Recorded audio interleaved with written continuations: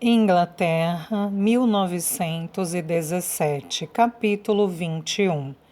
Ana Rita. De volta à escola, me concentrei nos exames. Ciente de que se ousasse entrar na profissão médica britânica, meus resultados precisariam ser mais que excepcionais. Os exames finais aconteceram em um misto de longas noites de estudo, dores de cabeça e preocupação. Eu imaginava ter ido bem, mas não saberia os resultados até o fim do verão. Assim que as aulas acabaram e antes de assumir a posição de ama seca do bebê da Celina, deixei Eastbourne com minha amiga Charlotte, a filha do vigário, e viajei até sua casa em Yorkshire. Havia mencionado várias vezes que desejara conhecer a casa onde minhas amadas irmãs Bronte viveram. O pai de Charlotte fazia pregações na África e, como eu já disse, sua mãe havia morrido no ano anterior. O irmão gêmeo de Charlotte, Ned, era a doçura em pessoa, e ambos me acompanharam de ônibus na paróquia de Haworth Moor. Naquela noite, nós três nos sentamos no jardim da paróquia e jantamos juntos. O que você vai fazer agora que terminou os estudos? Perguntei a Ned enquanto tomávamos café. A menos que esta guerra termine logo, e todos sabemos que isso não vai acontecer, vou me juntar ao exército em 6 semanas. Lutar não é o meu estilo, acrescentou complacente. Preferia seguir as Bronte e escrever.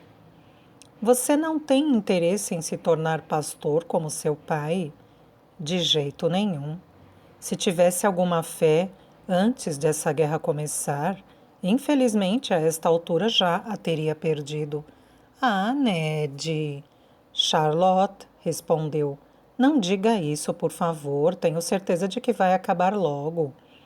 E nunca devemos perder a fé, Ned, acrescentei. O que mais teríamos sem ela? No dia seguinte, enquanto Charlotte visitava um parente, Ned e eu caminhamos até Keighley Moor.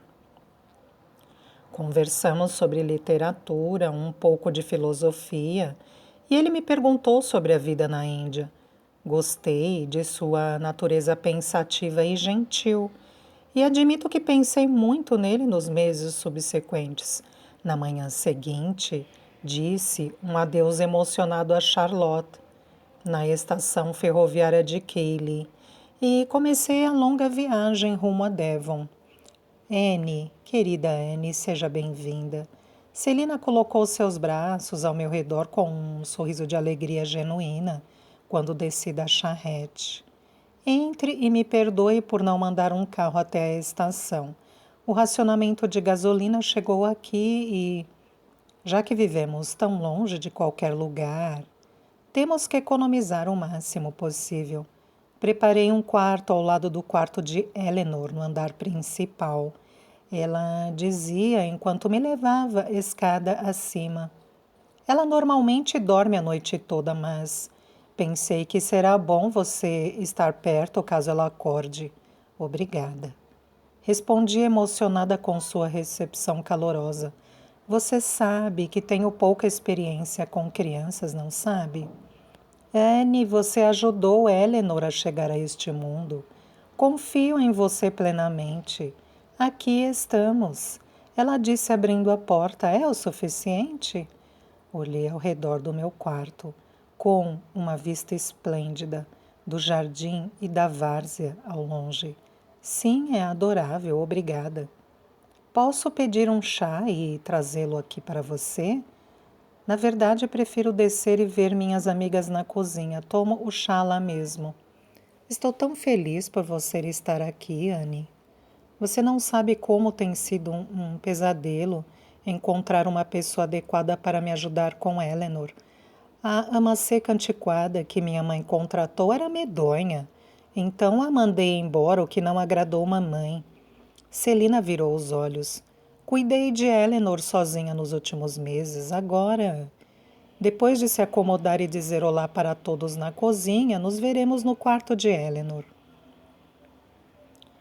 Enquanto tirava as coisas do baú, não consegui não rir da noção de que pode ser considerado escandaloso uma mãe cuidar do próprio filho. Quando terminei de arrumar minhas coisas, fui para a cozinha. Todos se aglomeraram ao meu redor. A senhora Thomas insistiu para que eu comesse bolo e tomasse chá. Tilly me abraçou apertado. Senti alegria por pertencer àquele lugar. Depois voltei para o andar superior para ver Eleanor. Agora, com quase 3 anos de idade, ela era uma garotinha encantadora que se apegou a mim imediatamente. Com sua mãe observando, dei banho nela, vestia com sua camisola e cantei para ela dormir. Você é impressionante. Celina disse quando deixamos o quarto de mansinho. Parece que Eleanor já a adora. Estive pensando, Anne, que assim que ela se acostumar com você, talvez eu vá a Londres. Não deixo esta casa há 1 ano e tenho tantos amigos que gostaria de rever. Claro, Lady Celina, é por isso que estou aqui. Contanto que confie em mim, pode ir para onde quiser. Então acho que vou. Está tudo tão triste por aqui ultimamente. Mais tarde, quero que você jante comigo e com minha mãe. Estou ansiosa para ouvir notícias de Mint, Indira e de toda a família de Cutbihar. Coloquei meu melhor vestido da Harrods e desci para a sala de jantar formal. Lady Astbury me tratou com o mesmo desdém de antes e praticamente não dirigiu uma palavra a mim. Sabia que estava desconfortável comigo, uma mera ama seca sentada à sua mesa. Celina, entretanto, se divertiu com as histórias que contei sobre o tempo que passei com Indira em Londres e como a Marani conseguiu vir à Inglaterra em um navio de combate. Mãe, já que Anne está aqui para cuidar de Eleanor, pensei em ir a Londres na próxima semana. Posso? Celina sugeriu depois da sobremesa. Senti-me terrivelmente triste por ela ter que pedir permissão à mãe quando já era uma mulher casada e tinha sua própria casa para administrar. O destino quis que a vida independente de Celina chegasse a um fim, antes mesmo de começar. Se você precisa ir, Celina, querida. Lady Astbury parecia desaprovar. Tem certeza de que está confortável com a criança, senhorita Chavan? Ela me perguntou. Certamente não terei tempo para lidar com isso. Claro, Lady Astbury. Eleanor e eu ficaremos bem, respondi. Poucos dias depois, Celina estava preparada para viajar a Londres. Sua expressão exibia uma mistura de entusiasmo e apreensão enquanto vestia as luvas e subia na charrete que a levaria até a estação. Divirta-se, Lady Celina, você é jovem e linda e merece um pouco de diversão depois de um período tão difícil, eu disse. Obrigada, Anne. Você sempre sabe o que dizer. Por favor, envie um telegrama para nosso endereço em Londres, se houver algum problema com Eleanor. Prometo que envio, eu disse acenando. No fim, satisfeita por tudo estar como deveria com sua filha, Celina ficou em Londres por quase 1 mês. Quem poderia culpá-la? Pensei comigo uma noite. Uma atmosfera sombria pairava sobre Astbury. Mesmo eu, que não percebia inconveniências, como a falta de água quente ou a fachada caindo aos pedaços, sabia que a casa estava em decadência. Além disso, o filho e herdeiro da casa, meu amado Donald, ainda estava em combate no exterior. Ninguém tinha notícia dele havia semanas, e enquanto caminhava até os estábulos com Eleanor para ver os cavalos, descansei a cabeça sobre a crina elegante de Glory. Seu dono voltará para casa logo, prometo, sussurrei. Quando agosto chegou, Vi os campos de milho ficarem marrons, sem serem colhidos, pois não havia mão de obra suficiente para apanhar e debulhar a colheita. As ovelhas permaneceram soltas na várzea, não tosquiadas, transpirando sob o sol de verão com suas vestes pesadas de lã, que poderiam estar aquecendo muitos soldados que passavam frio em terras estrangeiras. Na liderança de todo esse caos estava a figura estoica de Maud Astbury. Algumas vezes a observei enquanto tomava seu chá no gramado, exatamente às 3 da tarde todo dia. Antes de caminhar para a privacidade da capela às 6, sua rotina inalterada enquanto Astbury Hall definhava. Tentei ser compreensiva, me lembrando de que quando ela se casou com o pai de Donald, 25 anos antes, o mundo era diferente. Ela não havia sido criada para assumir sozinha uma responsabilidade tão grande quanto Astbury. Expliquei isso aos empregados que começavam a reclamar da incapacidade de sua patroa para melhorar o estado deplorável das coisas. Então a nobre dama deveria aprender a administrar as coisas. A senhora Thomas comentou: se não fizer alguma coisa logo, o jovem lord não vai encontrar nada aqui quando voltar. Vamos esperar que não caia tudo sobre você, Eleanor. Sussurrei uma tarde quando a levava para um passeio pelo parque. Rezo para que meus espíritos estejam certos e que seu tio retorne são e salvo. Recebi o resultado de meus exames em meados de agosto. Passei com honras e o verão prolongado e angustiante me convenceu de que, ao contrário dos outros residentes de Astbury Hall, eu não estava preparada para sentar e esperar a guerra acabar para começar a viver. 2 dias depois que Celina regressou de Londres, falei com ela. Lady Celina, comecei. Decidi que quero realmente ajudar com o esforço de guerra. Fiz uma solicitação para me unir ao destacamento de ajuda voluntária. Ah, querida, Celina parecia desapontada. A Marani mencionou que você poderia fazer isso no fim do verão, mas eu esperava que mudasse de ideia. Lamento, mas não mudei. Começo meu treinamento como enfermeira em Londres em setembro.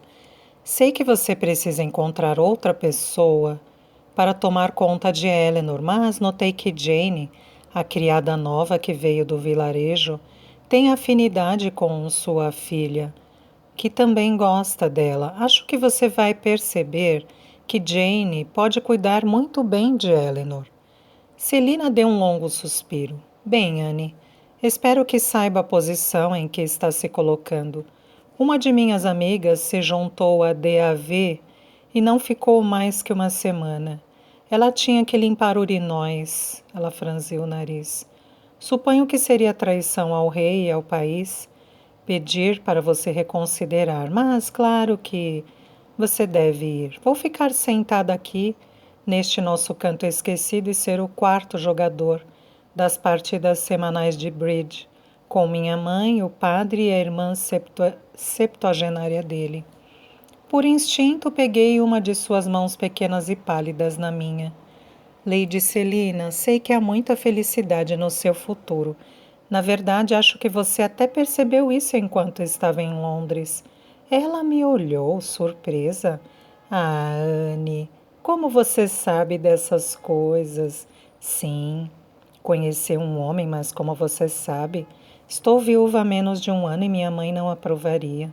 Ele é estrangeiro, um conde francês, que está trabalhando em Londres como representante oficial do governo. Ela enrubesceu adoravelmente. Me olhou com timidez.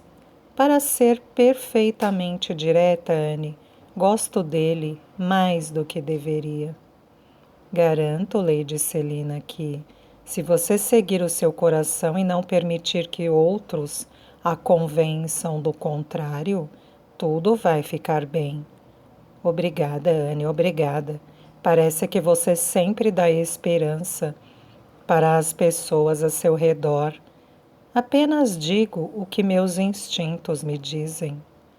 Bem, eu digo que você também merece alguém especial. Obrigada, Lady Celina.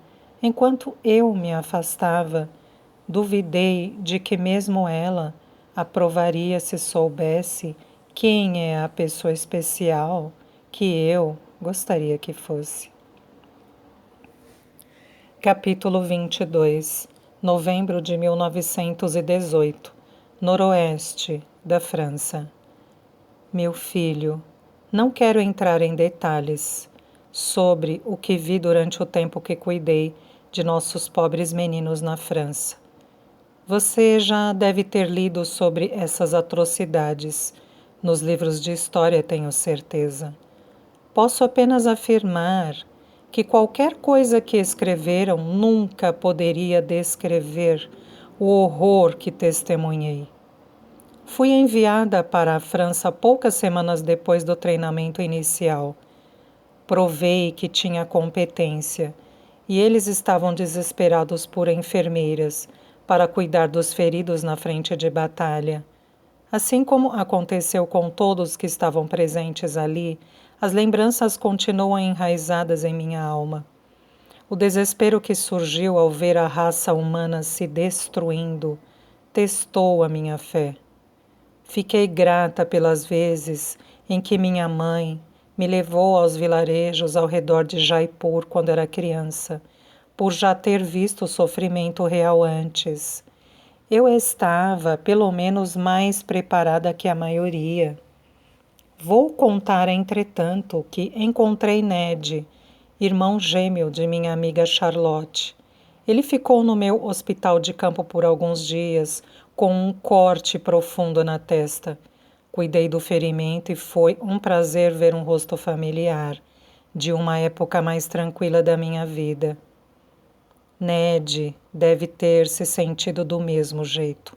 E como seu posto era próximo ao nosso hospital, atrás da linha de frente, ele me levava à cidade de Albert durante nossas raras horas de folga, onde tínhamos ao menos alguns momentos de alívio. Conversávamos sobre livros, arte, teatro ou qualquer coisa não relacionada à realidade que enfrentávamos diariamente. Eu estava com ele no dia que o cessar-fogo finalmente foi declarado. Àquela altura, as trincheiras estavam com a metade da força de batalha, em parte por causa da terrível Segunda Batalha de Somme, e também porque não havia motivo para enviar mais munição para os canhões, uma vez que ficava cada vez mais aparente que os alemães não teriam outra escolha além da rendição. Estivemos entre uma multidão de enfermeiras e soldados que seguiam para Albert em um jipe, nenhum de nós ousando acreditar que o cessar-fogo era real.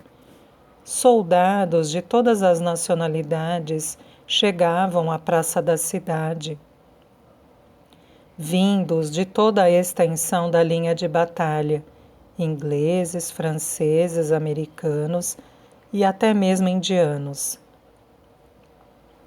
E uma banda improvisada tocou naquela noite em meio a uma cacofonia eufórica de sons alegres. Lembro-me vividamente de alguém soltando fogos de artifício, e a praça toda de repente ficou em silêncio. Nossos sentidos estavam alertas, temendo não ter recebido a informação correta de que aquele seria o som dos foguetes alemães. Mas quando os fogos explodiram no céu, as cores brilhantes e os desenhos iluminados nos asseguraram do contrário. E foi logo depois dos fogos de artifício que alguém deu uma batidinha em meu ombro. Eu estava nos braços de Ned naquele momento, dançando ao som da Dixieland Jazz Band. Paramos, olhei para trás e lá estava ele, uma sombra envelhecida, do menino que conheci, Donald Astbury. Ana Rita, É você? Donald! Prendi o fôlego, mal podia acreditar. Sim! Ele sorriu. Celina escreveu que você tinha se juntado às DAVs. Mas que coincidência encontrá-la aqui esta noite. Ned estava em posição de sentido. Donald era um oficial superior. Então cumpri a obrigação de fazer as apresentações. E os dois homens se cumprimentaram. Donald me olhou com afeição. Sabe, Sargento Bruckner, a última vez que vi esta jovem, ela não tinha ainda 15 anos. E agora olhe só você, Anne. Seus olhos percorreram meu corpo com admiração. Está crescida. Quase não a reconheci e... Donald explicou para Ned. Foi Anne quem disse que eu sobreviveria a esta guerra. Foram muitas as vezes que reli sua carta, enquanto estava nas trincheiras, Anne, e acreditei que sobreviveria. E veja, Donald sorriu de repente, seu rosto pálido e cansado se iluminando. Aqui estou. Os músicos começaram a tocar Let Me Call You Sweetheart. Você se importa, colega, de me conceder esta dança com Annie? Donald perguntou a Ned. Claro que não, senhor. Ned respondeu com um tom de tristeza. Obrigado. Vamos, Annie, vamos comemorar esta ocasião feliz. Donald pegou minha mão e me levou para o meio da multidão. Tenho vergonha de admitir que não voltei para os braços de Ned naquela noite. Eu e Donald dançamos juntos o resto da noite, na praça daquele vilarejo no noroeste da França, como se nossas vidas estivessem apenas começando, e de muitas maneiras estavam. Não acredito como você cresceu, ele me disse pela 100ª vez. Anne, você está tão linda. Por favor. Eu ficava vermelha a cada elogio dele. Meu vestido tem uns 3 anos de uso e não corto o cabelo há pelo menos 1 ano e meio. Seu cabelo está glorioso, Donald disse, correndo os dedos por ele. Você está gloriosa. Estávamos destinados a nos encontrar aqui esta noite. Eu entendia que todos estavam empolgados naquela noite. Um tipo de euforia que é impossível descrever. Enquanto Donald me cobria de elogios e dizia que havia pensado em mim todos os dias nos últimos 3 anos, guardei cada palavra em um compartimento, longe de meu coração, pois entendia por que ele dizia aquilo. Quando a praça começou a ficar vazia naquela noite gélida de novembro, nos sentamos na borda de uma fonte e fitamos as estrelas no céu limpo e claro. Cigarro? Ele ofereceu. Aceitei um e ficamos sentados ali fumando amigavelmente. Não consigo acreditar que acabou, ele disse. Nem eu, mas preciso voltar para o hospital logo. Ainda tenho muitos pacientes doentes e feridos que precisam de mim, com ou sem cessar fogo. Tenho certeza de que se recuperarão rapidamente sob seus cuidados, Annie. Você nasceu para ser enfermeira. No futuro gostaria de ver mais dos meus pacientes sobrevivendo. Estremeci. Fiz o que pude, mas não fui capaz de ajudar em muitas ocasiões. Acho que vou continuar fazendo isso quando a guerra acabar. A guerra acabou, minha querida Anne.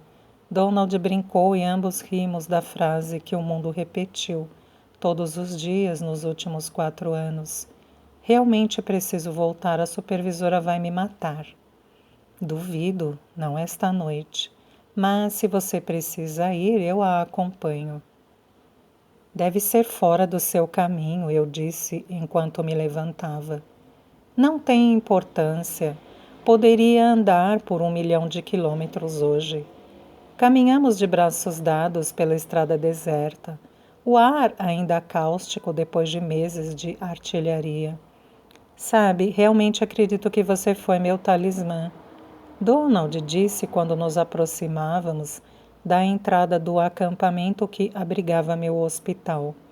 Estive na linha de frente várias vezes e nunca saí com mais que um arranhão. Você nasceu com sorte, sorri para ele. Talvez, mas você me ajudou a acreditar nisso. Isso foi o mais importante. Boa noite, Anne. Foi então que Donald se inclinou e me beijou. Fico constrangida em dizer que nos beijamos por um longo tempo. As 2 semanas seguintes foram agitadas para mim, cuidando dos homens que ainda estavam no hospital, preparando cada um para sua viagem de volta à Inglaterra. Donald me pegava toda a noite em seu jipe. As outras enfermeiras erguiam as sobrancelhas e riam entre si. Nossa, Anne arrumou um homem e um oficial ainda por cima. E ele tem 2 braços e 2 pernas, sortuda. Uma das enfermeiras disse, mas não com maldade. Tentei desesperadamente proteger meu coração de Donald e do dano que ele poderia causar. Nenhum de nós falou sobre o futuro durante aqueles momentos preciosos que passamos juntos. Em um mundo sem regras e costumes, sem a sociedade dizendo como deveríamos nos comportar ou a quem deveríamos amar, simplesmente vivemos o momento aproveitando cada segundo. Quando esses momentos chegavam ao fim e eu estava prestes a atravessar o canal de volta para a Inglaterra, em um navio hospital com alguns de meus pacientes, a intensidade entre nós atingiu níveis incontroláveis.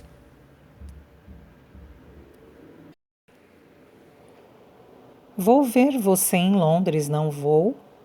Donald me perguntou com desespero em nossa última noite juntos. E você vai ficar em Astbury? Você sabe que todos a adoram lá, menos a sua mãe. Virei os olhos me acomodando em seu abraço no jipe. Não se preocupe, ela não gosta de ninguém, meu Deus. Eu não podia esperar a guerra acabar quando estava no auge, mas agora que preciso ponderar e encarar minha mãe e a propriedade, me sinto menos animado. Ele franziu o senho. Em termos legais, Astbury passou a ser minha no meu aniversário de 21 anos, poucas semanas atrás. Agora é de minha inteira responsabilidade. Acho que você vai ter trabalho por lá. Respondi, a rainha da informação óbvia. Onde você vai ficar quando voltar? Há uma pensão para enfermeiras perto do hospital. Para onde estão me enviando com os meus pacientes? Respondi. É em Whitechapel. Vou trabalhar lá por enquanto. Anne, Donald disse com certa urgência em sua voz. Não volte esta noite. Venha comigo para o vilarejo. Tem um quarto lá. Pelo menos podemos ficar mais algumas horas juntos. Sério, Anne. Sou um cavalheiro e não faria nada para comprometer sua virtude. Quieto. Interrompi, incapaz de me controlar. Vou com você. Claro. Naquela noite foi impossível, como em qualquer lugar do mundo, que 2 pessoas apaixonadas não desejassem se unir daquele jeito humano especial.